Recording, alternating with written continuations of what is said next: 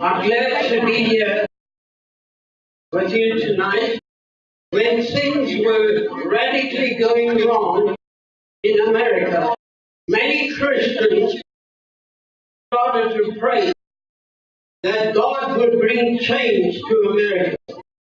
And it was amazing when Mike Pence endorsed Donald Trump. 43 million conservative evangelical Christians came out and voted that had never voted before. God brought about change. And a mandate was given by God's people, because I believe that God has given America a reprieve, and is giving us the last window of opportunity to preach the gospel before Jesus Christ returns. I'm going to be speaking at the Women's Republican Club on the 16th on the dismal failure of socialism. Socialism is the biggest lie of the 20th century. While it promises security and peace, it has only brought tyranny and misery to millions of people. America cannot afford socialism. Now, 43,000 farmers have been murdered in the most brutal way because the socialists want to get the capitalist farmers off the land and want to replace them with socialist farmers. I have first-hand experience of what is going on. The same thing is happening in Venezuela, and I've come to America to help you join in the fight against socialism. Not only socialism, but Islam. Islam is a huge threat right around the world. And if you see what's happened in London, that has a Muslim mayor all over England, it's a real threat to the whole world. If we are not proactive in these next elections, we are committing suicide and put our trust in God.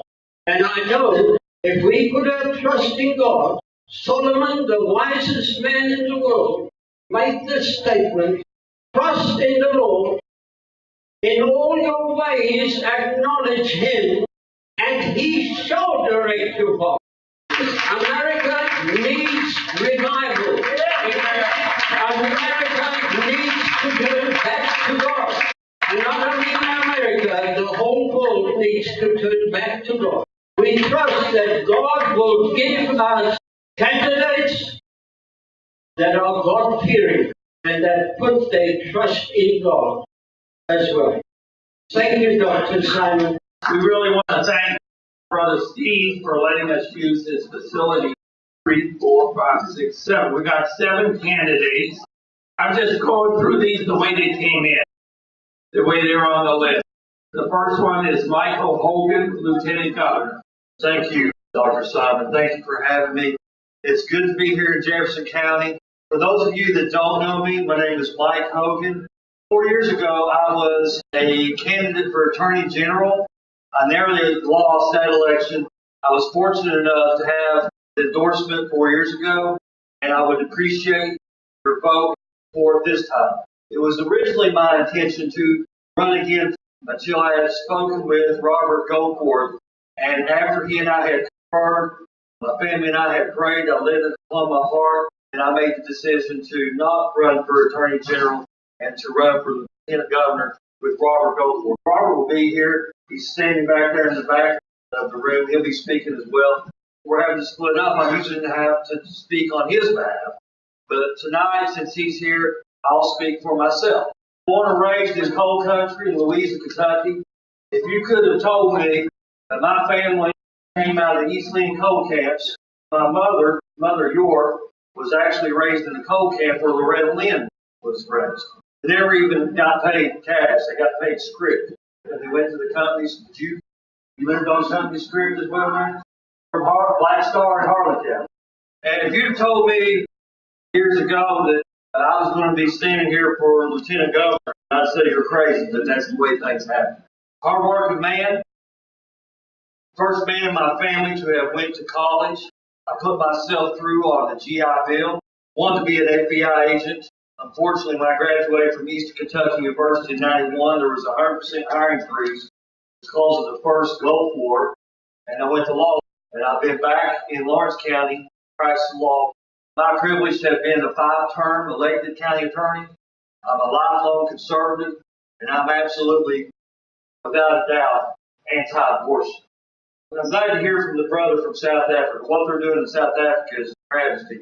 When I walked in and had to sign my name, and then the next thing was directed to a petition, I can't believe that we're living in a country where you would actually have to petition your government to ban kids from being exposed to that right there. That's an abomination. One of these days, the eastern skies will open up and the Lord's going to come and take us home. Until then, we need to fight this with everything we've got. I'll be there with you fighting this. I've been fighting this battle my whole life. I fought the drug scourge in Eastern Kentucky. Before I leave, I ask for your vote. I ask for your support. I'm not here to blackguard Governor Bevin, but I'll say this. Sometimes what is important is what's not said. And the fact that he's not here tonight to ask for your vote support tells me he's either taking you for granted or he don't care about you. I'd be here if I wanted your vote. Vote for Robert Goforth, lifelong conservative. And if I could ever be of assistance to anybody here, please look me up. We can't go on to win in November. Governor Bevin, his approval rating is so bad. We cannot afford to nominate a Republican that will go down in flames in November. We need to keep the governor's mansion.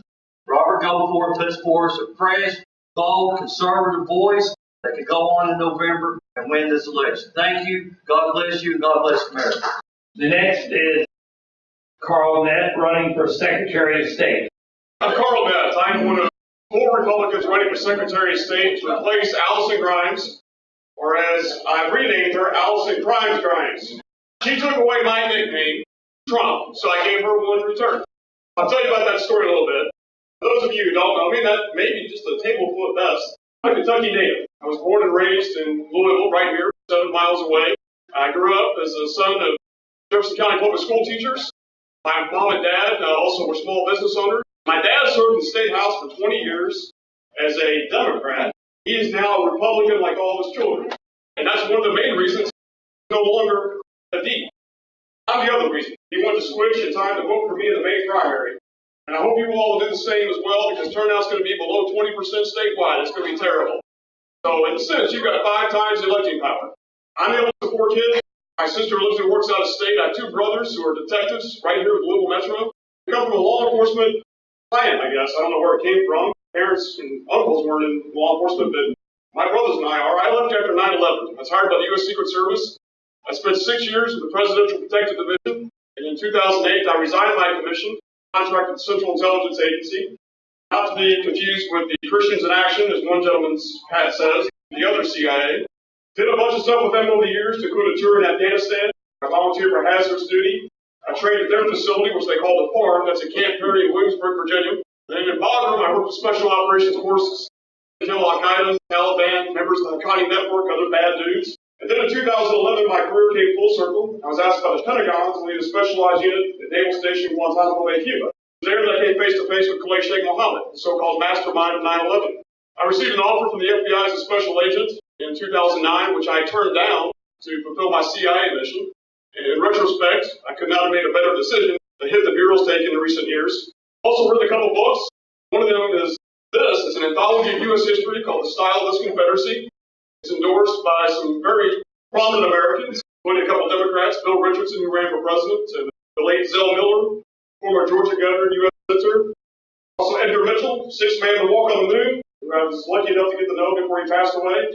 Finally, Herschel Woody Williams, who's now the last surviving Medal of Honor recipient from the Battle of Iwo Jima. Of course, Marines raised the flag atop Mount Suribachi.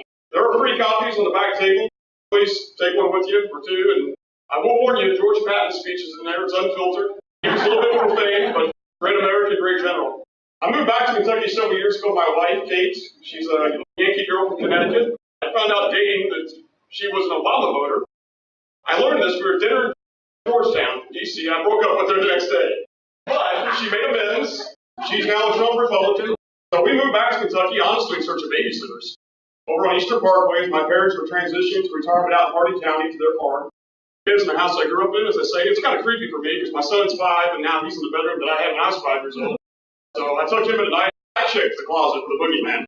I've had an interest in politics for a long time, having grown up with it. Moving back to Kentucky, I ran for the state house in the third most liberal district in the state. I knocked every door, told them I was right to life, 100% pro-life, told them that I was endorsed by the National Rifle Association, 25-year life member, a constitutional conservative. I got some funny looks, I got some vanity, I got some get off my lawn kid, I'm going to call the cops. The answer to that is always, by the way, call the cops. But didn't get what we wanted for myself or for our party. It took another cycle to flip the House. But I outperformed every Republican in half a century. The Republican last held that seat in the 1960s. And outside of just a handful of gerrymandered districts, I outperformed every Republican in all of Jefferson County, from Senator McConnell on down. So I know that I've got a biography that transcends that traditional divide. I know that I have a work ethic that's second to none. In all this state since February of last year. And I'm running for this office now because I have the right skill set. I'm the only candidate by the party, trained criminal investigator, uniquely equipped to take on the corruption of the Grimes administration. I'm the only counterintelligence officer, uniquely qualified to take on the new emerging threats from foreign intelligence agencies. I'm the only candidate who has a proven administrator. This is an administrative job. And I've run one of the most sensitive and politically charged operations in the government, Joint Task Force, Gitmo, for years. And I'm the only candidate in this race with an active top secret SCI clearance, which means that if I'm the chief election official, I have what's called need to know. Need to know plus clearance means that when I call the FBI, CIA, the NSA, I demand threat data that's classified that's related to our elections, they're going to give it to me. So for those reasons, I'm absolutely the right guy at the right time in history. And there's one more thing. I'm extremely motivated right now. I filed for the ballot in November as the first Republican for this office as Carl Trump Net. And I know I'm going to get a few eyebrows raised over this, but here's the story. I thwarted the efforts of some in this party to sabotage the Trump campaign in 2015. It took place at the state fair. They tried to take down Trump materials. I stopped them, citing party rules. And I filed for the ballot this November in accordance with Kentucky state law, which affords tons of nicknames. I have 1 minute to wrap this up. I was known as Trump on the Secretary of State's website all through the month of November, December, January, for the first week of February. Friday before the Monday certification, Allison Grimes removes my nickname illegally. So we filed a suit in Franklin Circuit Court. Rather than get the liberal Democrat judge, I get the liberal Democrat judge. He tells me from the bench he's friends with her. 3 days later, rules against me. I filed a suit 2 days ago, or was it yesterday? 2 days ago, the Kentucky Court of Appeals. Press is mighty. I'm thankful for that.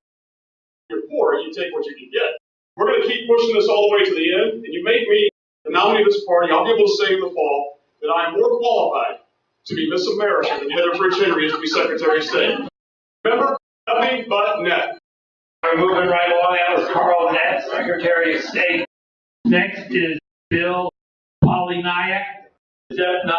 That's perfect. I'll take it. He's running for Ag Mountain. Thank you, Frank. Great butters and corn. My name is Bill Polinack, and I'm running for Commissioner of Agriculture. Tell pretty quick here, I wasn't born here, but I got here as fast as I came. I was originally born in a little town called Salinas, California, 2 hours south of San Francisco, just to be clear, many hours north of LA, 2 hours south of San Francisco. So I'm not from the land of fruit and nuts. I grew up in a little conservative town, farming town. We're known for two things: crop production. Go to your local grocery store, you can see a head of iceberg lettuce or cauliflower, celery. That's where I grew up. On my parents' fence, I'd sit there and just look at real crop fields when I was a little kid. But because of the progressive ways of California and lack of opportunity in my mid-20s, I was offered a job in Texas, and I took it. It was in the corrugated packaging industry. I moved down to Rio Grande Valley, McAllen, Texas, where Donald Trump just was. I used to do business in some of the most dangerous cities in the world: Juarez, Mexico, Matamoros, Mexico, Reynosa, Mexico, with U.S. businesses down there. And so I've seen kind of a lot of businesses from Kentucky, Indiana, Ohio come to Mexico and skip to China. And I know that system doesn't work. We need people who are going to support the American ways that exist in the South. Hemp. That's where in 2014, then Commissioner Jamie Comer gave me the fifth hemp pilot program. You see, in the 1600s, King James, the same king that paid Shakespeare to translate the scribes to the King James Bible, mandated the Puritans cultivate hemp when they came up ashore. And we grew that here in now what we consider the United States from the early 1600s till 1930s, till 1934, what we now call the progressive era. They changed what we do with hemp. They started making movies, telling lies about people. In 1890 or 1900, 40% of pharmacopoeia products were made with cannabis. That's not marijuana, that's hemp. That's hemp that was grown in Kentucky. It was all grown in all 13 original colonies. And now today, we're on the verge of rebuilding that industry.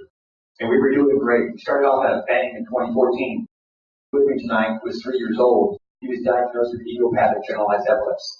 He went from one seizure on an icy day in Lexington to several hundred by the end of the week. The only thing the doctors had was addictive pharmaceuticals. And we've seen many, many problems with him. We've seen cognitive delays, rage, suicidal thoughts. Doctors had him on an addictive cocktail of pharmaceuticals that put him hours away from complete organ failure. And when you get into the science and understanding of this, you see many people, maybe some people in this room, unfortunately, are on many neurologically addictive pharmaceuticals. There's not one study in the United States that shows it's safe to take two, but yet doctors prescribe. And if there was that study, I trust you, there's people that would come up here and shove that study down my throat. But yet they tell us we need more research on things like hemp and cannabis. But what if I told you the United States government has a patent? They've had a patent since 2003. And the patent number 3360507. Once again, patent number 330506507. And that patent, it says cannabidiol, which is the main cannabinoid ingredient in all hemp, is beneficial in treating Parkinson's, Alzheimer's, AIDS, dementia, and yet this is being kept away from us. This is being leased out to foreign pharmaceutical companies to take advantage of us. And that's what we see now coming into our great state, great commonwealth, is outside interests, outside influence. Once again, they're the ones that are influencing and paying for many of our current politicians through PACs, outside lawyers, but it's not the small farmer. Again, I'm an independent business owner, a small guy. I have a great business, but I'm not Rockefeller. And it's kind of funny how you look around, those farmers don't got a bunch of money. So how is it you get an ag commissioner who's got hundreds of thousands of dollars in his campaign war chest, and it's still not enough? He's got to have a sitting senator run commercials for him. It doesn't make sense, except we have too much outside influence. Too many people sticking up for other people, and not enough people, I think, just doing things for themselves. A lot of good old boy system still going on here in Kentucky. And I just don't believe in that. But my parents were independent business owners. My dad, at the age of 21, had a donut shop. That meant getting up at 2 o'clock in the morning. That dough ain't going to raise by itself. He saved that money, he bought a liquor store, another liquor store, another liquor store, and a bar and restaurant. And I saw the problems that creates, and I didn't want that in my life. My dad got tired of that, sold all his businesses, and went on to do other things. So I have a lot of experiences in my past that I think will be very, very beneficial as your Commissioner of Agriculture. Things that we're missing today. Back to the hemp, in 2016, we were on such a great path, and then something changed. We passed some what we call model legislation. This model legislation is brought to us by outside, I want to say progressive people. One guy's a registered Democrat, lawyer, lobbyist, ex-secretary of state. This gentleman is making $12,000 a month repping for a foreign pharmaceutical company to keep Kentucky farmers' opportunities at bay. $12,000 a month. I'm not against anybody making money, but if you're making $12,000 a month and you got no inventory, no overhead, no employees, and your sole job is to advocate for outside interests, I call it foul. That's not right. That's not the South I moved to. That's not the Kentucky I learned about. That's not the Kentucky I love. That's not what we do. But that's what we're doing. So as your Commissioner of Agriculture, I'll stop that. I'll have a department that's honest, equitable, where we build our dairy industry that's been decimated, and we work hard to get our beef cattle prices up. I appreciate your support on May 21st. I'm a long life Republican. I'm a staunch conservative. Civil right to life. That's once again, it was easy for me to fight for my son Colton. Once you get Bill Polinack, I'll be around for a little bit afterwards. And I've got these right here. They're not little kitty litter scoops. So I'm going to clean up the commissioner of the Department of Agriculture. I want to need a snow shovel size to do that. Yeah. But these are corn butters. I got a whole bunch for everybody. I don't even have one. God bless you. Our next speaker is Jeff Young running for governor. Jeff Young, thank you.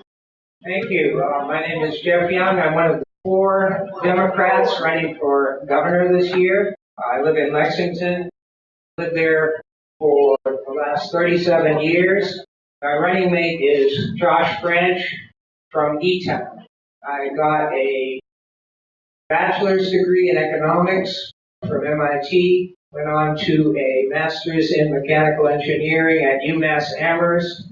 Then after moving to Kentucky, got another master's in agricultural economics from UK. So since we don't have a whole lot of time, I'll mention a few things in our platform and talk about 2 of them. One is that I'm opposed to corruption. Corruption can cripple. The type of corruption I have run into most is at the top of the Kentucky Democratic Party. They routinely rig their primaries. I ran for U.S. House in 2014 in Kentucky's 6th Congressional District. Then Governor Beshear and Lieutenant Governor both endorsed my only Democratic rival. That's supposed to be against the bylaws. The party itself is not supposed to favor one Democrat or one candidate over another in the primary. So they broke that bylaw. Then I ran for governor in 2015, and I was Jack Conway's only Democratic opponent. He had millions of dollars, name recognition as the Attorney General of the Commonwealth of Kentucky. I didn't have much except a good platform. He didn't have to cheat in order to win that primary, but he did. He and the party, again, violated the bylaws, and he got a crony of his appointed to be the chair of the Kentucky Democratic Party, KDP. So he's got his crony as the chair of the entire party statewide. He's got all the lists of donors, got several $million. So I managed to somehow get 21% of the primary. And as you know, Jack Conway went on to get beaten by Matt Bevin. I think I endorsed the Libertarian that year. I didn't endorse my fellow Democrat because I don't support crooks. 6 candidates running for the U.S. House of Representatives again. Andy McGrath eventually won that, but the party did it again.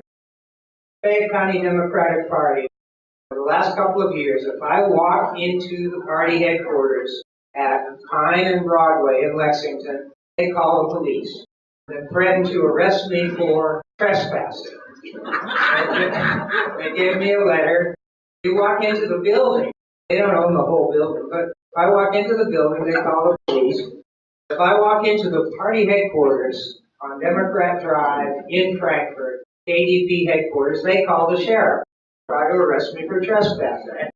My question to them is, if all the other candidates can go anywhere they want, and one candidate gets threatened with arrest and jail for walking into the building, that cannot be, by definition, fair and equal primary. So I'm suing them. On April 10th of this year, I filed a lawsuit in Fayette County Circuit Court against 23 corrupt Democrats and 10 Democratic connected organizations, including the KDP, basically for election fraud, for violating my freedom of speech, for violating my freedom of movement within the United States. And every time I try to appeal it to them, they do a sham kangaroo court. They have no appeal procedure that actually works. So anyway, 2 of those defendants are Andy Beshear and Adam Evelyn. They're part of the conspiracy. They have been for 4 years. Yeah, let me tell you my website. You can find links there to my lawsuit. It's Young for Kentucky. You can write this down. YOUNG number 4 KY.com. Young for Kentucky. All right, the other issue I want to talk about is the abortion issue. Great concern to hundreds of thousands of Kentuckians. I'm a strong supporter of the Roe versus Wade Supreme Court decision in 1973, and I'm a very strong supporter of Planned Parenthood. Planned Parenthood is the most effective abortion preventing, abortion reducing organization that exists. They provide birth control, provide accurate science-based education. They reduce the abortion rate. Planned Parenthood and Democrats are the true pro-life Americans because we reduce the abortion rate. Thank you, and vote for me in the general if I win in May.